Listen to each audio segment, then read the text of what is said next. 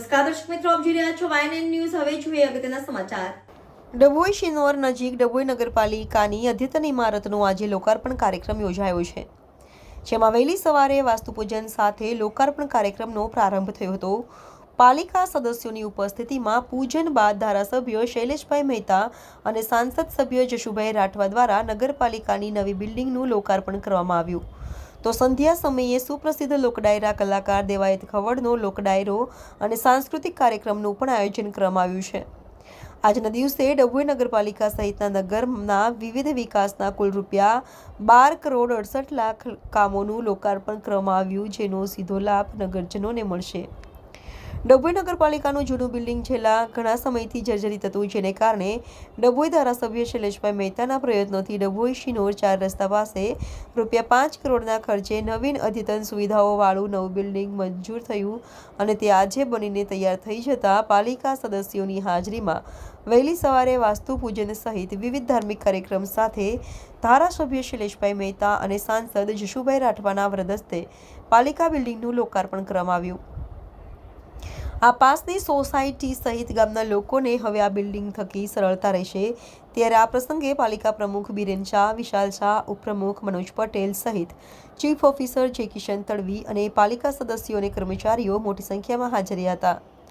સંધ્યા સમયે મોટી સંખ્યામાં સુપ્રસિદ્ધ ડાયરા કલાકાર દેવાયત ખવડના ડાયરાની રંગત જામી હતી, જેમાં મોટી સંખ્યામાં ઉમટ્યા હતા. બીજી તરફ ડભોઈના ઠાલનગર વસાહત ખાતે આવેલ વર્મી કમ્પોસ્ટ પ્લાન્ટનું લોકાર્પણ, વિવિધ વિકાસના કામો જેમાં પેવર બ્લોક, સ્મશાન શેડ, સંરક્ષણ દિવાલ અને 2 જેટલા સોલાર પ્લાન્ટનું પણ લોકાર્પણ ધારાસભ્ય શૈલેષભાઈ મહેતા અને સાંસદ જશુભાઈ રાઠવાના વરદસ્તે કરવામાં આવ્યું.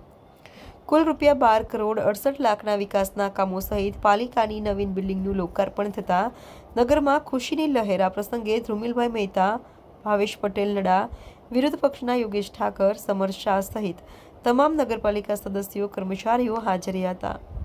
રિપોર્ટર ઉદય પંડ્યા, YNN ન્યૂઝ, ડભોઈ.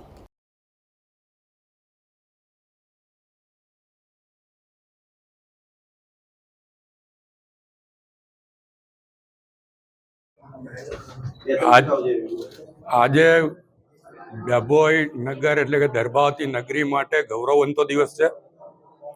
100 વર્ષ ઉપરાંતથી જે નગરપાલિકાનું બિલ્ડિંગ હતું એની જગ્યાએ આજે નવા બિલ્ડિંગનું લોકાર્પણ કરવામાં આવ્યું છે. અમારા વડાપ્રધાન નરેન્દ્રભાઈ મોદી કહે છે કે જેનું ખાતમુહૂર્ત અમે કરીએ છીએ એનું લોકાર્પણ અમે કરતા હોઈએ છીએ. આનું ખાતમુહૂર્ત પણ મારા હાથે થયું હતું અને આજે આનું લોકાર્પણ પણ મારા હાથે થઈ રહ્યું છે. ત્યારે હું નગરના તમામ નગરજનોને અભિનંદન આપું છું, શુભેચ્છા પાઠવું છું. 5 કરોડ ઉપરાંતના ખર્ચે આ નવું બિલ્ડિંગ તૈયાર થયું છે અને આપ જોઈ શકો છો કે અત્યંત સુવિધાઓ સાથેનું આ ડભોઈ નગરપાલિકાનું બિલ્ડિંગ.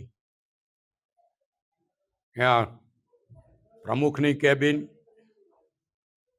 ઉપપ્રમુખની કેબિન અલગ, કારોબારી ચેરમેન અને ચીફ ઓફિસર સાથે વિરોધ પક્ષના નેતાને પણ અલગ કેબિન આપવામાં આવી છે. સ્ટાફ માટે પણ અલગ અલગ વિભાગ માટે અલગ અલગ ઓફિસોનું આયોજન કરવામાં આવ્યું છે. લોકોને જે રોજબરોજની ફરિયાદ હોય એના માટે ગ્રાઉન્ડ ફ્લોર પર વ્યવસ્થાઓ કરવામાં આવી છે કે જેથી ઉંમરલાયક વસ્તી આવે તો એને ઉપર ના આવવું પડે. અને અગર જો કોઈ હેન્ડીકેપ કે ઉંમરલાયક વ્યક્તિ આવે ને એને ચાલવાની કે દાદર ચડવાની તકલીફ હોય તો એના માટે ફર્સ્ટ ફ્લોર સુધીનું બાંધકામ હોવા છતાં લિફ્ટનું પણ આયોજન કરવામાં આવ્યું છે. એટલે એક સુંદર આધુનિક બિલ્ડિંગ આજે દર્ભાવતી નગરીના નગરજનોને લોકાર્પણ કરવામાં આવ્યું છે. આજે વર્લી કમ્પોસ્ટ પ્લાન્ટનું પણ 5 કરોડ ઉપરાંતના ખર્ચે લોકાર્પણ કરવામાં આવ્યું છે. ટોટલ આજના દિવસે દર્ભાવતી નગરીમાં ₹12,68,00,000ના કામોનું લોકાર્પણ કરવામાં આવ્યું છે. આને માટે હું તમામ નગરજનોને અભિનંદન આપું છું. ન ભૂતો ન ભવિષ્યથી એવું આજે આ નગરી માટે થઈ રહ્યું છે. આજ સુધીમાં મારા કાર્યકાળ પછી પણ આ જ્યારથી ભારતીય જનતા પક્ષનું કાયદેસર બોર્ડ બન્યું છે ત્યારથી 100 કરોડ ઉપરાંતની ગ્રાન્ટો સરકારમાંથી અહીંયા આપવામાં આવી છે.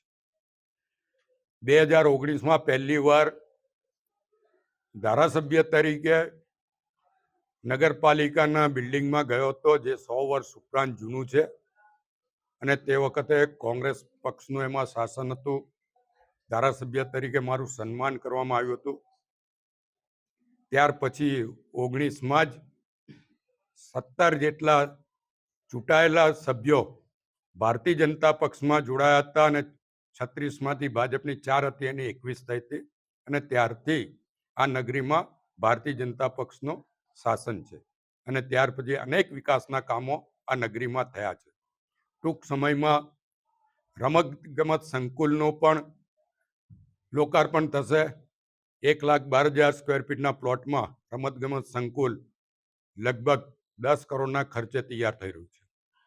ટૂંક સમયમાં અત્યાધુનિક ટાઉન હોલ નગરીને મળવાનો છે. એના પણ જે અડચણો હતી એ બધાનો ઉકેલ આવી ગયો છે. જે જીબીએ 1.5 કરોડનો પહેલા એસ્ટિમેટ આપ્યો હતો, એની જગ્યાએ ઉર્જા અને નાણાં મંત્રાલય કનુભાઈ દેસાઈ, અમારા વડીલ મંત્રીશ્રી છે, એમને મધ્યસ્થીથી 40 લાખ રૂપિયા ભરીને એ કામ પૂરું કરવામાં આવ્યું છે. એમ કરીને 1,10,00,000નો ફાયદો નગરપાલિકાને નાણામંત્રી તરફથી કરાવવામાં આવ્યો છે. એટલે ભાજપની સરકાર છે, ભરોસાની સરકાર છે અને નાગરિકોની સુખ સુવિધા આપતી સરકાર છે. એટલે આ સરકાર દ્વારા ડભોઈ નગર માટે ખૂબ જ ગ્રાન્ટો આપવામાં આવી છે. એમ તાલુકામાં પણ અનેક ગ્રાન્ટો આપવામાં આવી છે.